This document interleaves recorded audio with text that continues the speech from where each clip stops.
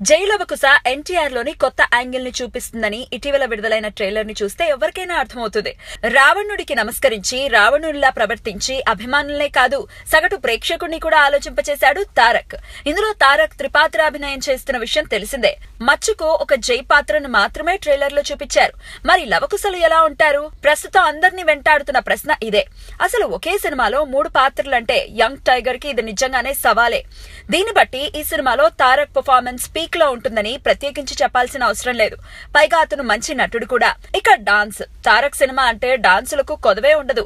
నేటి తరం హీరోల్లో తారక్ స్థాయి డాన్సర్ లేడనే చెప్పాలి. ఎందుకంటే తను క్లాసికల్ డాన్సర్ కూడా. మరి జైలవకుశలో డాన్సులు ఎలా ఉంటాయి? ఈ విషయాన్ని తన ట్విట్టర్ ద్వారా విశదపరిచి అభిమానుల్లో అంచనాల్ని పెంచేశాడు ఈ చిత్ర దర్శకుడు బాబీ. ప్రస్తుతం ఈ చిత్రం పాటల చిత్రీకరణ పూణేలో జరుగుతోంది. ఈ సందర్భంగా బాబీ ట్విట్టర్ లో తారక్ డాన్సులకు సంబంధించిన ఓ విషయాన్ని పోస్ట్ చేశాడు. స్వతహాగా నేను తారక్ డాన్సులకు వీరాభిమానిని. అలాంటి నా ముందు తారక్ డాన్స్ చేస్తుంటే నమ్మలేకపోతున్నాను. కొందరికి జన్మతః కొన్ని క్వాలిటీలు అబ్బుతాయి.